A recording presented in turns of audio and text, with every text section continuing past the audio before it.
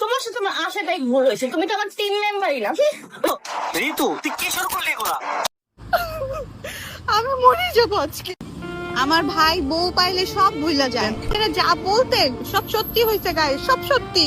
ঠিক আপনি করছেন, সমস্যা নেই, মানুষ মাত্রই ভুল, বাট তারপর আমার নিজের কাছে তো বন্ধুরা, এবার অন্তরা ও ঋতু হোসেনের মাঝে কি হয়ে গেল তা জানলে অবাক হবেন। আর এই বিষয়টা নিয়ে রাকিব হোসেনি বা কি বললেন, এ সবকিছু জানতে পারবেন আজকের এই ছোট্ট ভিডিওর মাধ্যমে। তাই বন্ধুরা, ভিডিওটা ইন্টারেস্টিং হতে চলেছে, ভিডিওটি না টেনে শেষ পর্যন্ত দেখতে থাকুন। আর তাই আপনি যদি রাকিব হোসেন টিমের ফ্যান হয়ে থাকেন, তাহলে এই ভিডিওটি লাইক করে চ্যানেলটি সাবস্ক্রাইব করে সাথেই থাকুন। চলুন এবার ভিডিও শুরু করা যাক।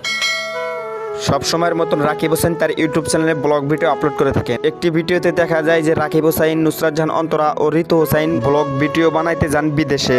এখন চলে আসছি ফ্রান্সে, দেখো গাইস এই আর সেখান থেকেই শুরু হয় তাদের ভিতরে ঝগড়া। ঋতু হোসেন আরো বলেন যে আপনারা যা বলতেন তা সব সত্যি হয়েছে, কারণ আমার ভাই বউ পাইলে সব ভুলে যায়। আমি আর কখনো বিদেশ আসবো না এবং কি রাকিব হোসেন টিমেও থাকবো না। হ্যাঁ বন্ধুরা, এরকম মন্তব্য করতেছেন এবার লাইভে এসে কান্না করে ঋতু হোসেন। আর এই বিষয়টা নিয়ে নুসরাত জাহান অন্তরা ঋতু হোসেনকে বলেন যে তুমি তো আমার টিম মেম্বার হওয়ার যোগ্য নও। তো বন্ধুরা, নুসরাত জাহান অন্তরা যা বলতেছেন তা কি ঠিক, তা আপনারা এই ভিডিওর কমেন্ট বক্সে জানিয়ে দিবেন। আর এই বিষয়টা রাকিব অন্তরা ঠিকই জানতো যে এই রাকিব হোসেন টিম ঋতুকে ছাড়া একদমই অচল। এই বিষয়টা রাকিব হোসেন খুবই ভালো করেই জানতো। তো বন্ধুরা, এই কাজটি করা রাকিব অন্তরা কি ঠিক হয়েছে না ঠিক হয়নি তা আপনারা কমেন্ট বক্সে জানাতে ভুলবেন না। পরে এই বিষয়টা নিয়ে রাকিব অন্তরা ঋতু হোসেনের কাছে ক্ষমা চাইলে ঋতু হোসেন ক্ষমা করে দেন। আর আপনি যদি ঋতু হোসেনের ফ্যান হয়ে থাকেন, তাহলে এই চ্যানেলটি সাবস্ক্রাইব করতে ভুলবেন না, কারণ রাকিব হোসেন টিমের সকল বিস্তারিত আপডেট সবার আগে আমরা এই চ্যানেলের মাধ্যমে দিয়ে থাকি।